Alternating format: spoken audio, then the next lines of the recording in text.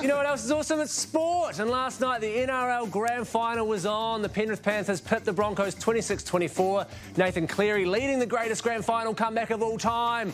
They were down by 16 points and Cleary set up a couple of tries and scored the clincher himself to lift the Province Summons trophy.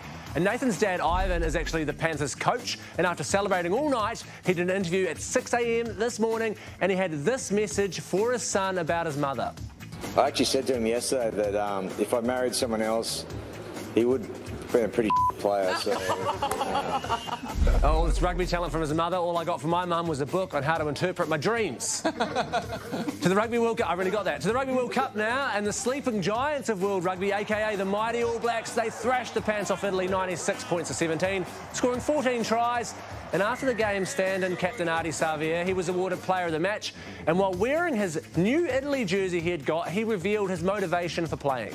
Come out here, put smiles on people's faces and play for the jersey. Get a new jersey. He's going to be pretty embarrassed when he realises he can just buy them in shops. Into the NPC now, and after an undefeated season, Wellington finally lost a game.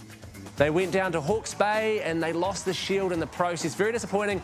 Wellington captain Du Plessis-Kirifi summed up how the team was feeling in this interview.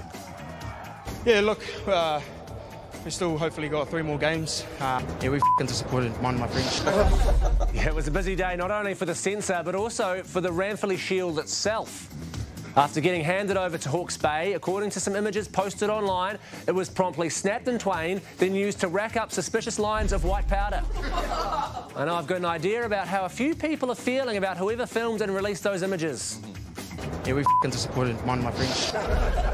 Could have been anything. And more positive rugby news, the Black Ferns, they also won. They beat the Wallaroos 43-3 in Hamilton. And after the game, Charmaine Smith showed how hard it can be to do an interview and be a parent at the same time.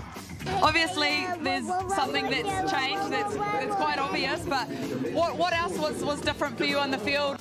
Oh, poor interview technique, really. You've got to keep the microphone with the person who's talking. That kid didn't even finish a sentence.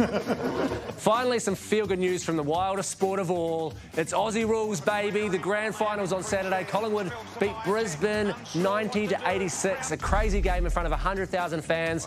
But it was after the game that the magic really happened, as winning Magpies coach Craig McRae outlined why the day had been so special.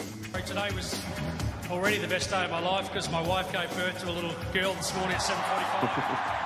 Yeah, that's all that very morning. They named the baby Maggie after the Magpies, true story, and it had its first drink of colostrum actually out of the winner's trophy. Hey, that's it for post-match drinks. Please thank Tony Lyle.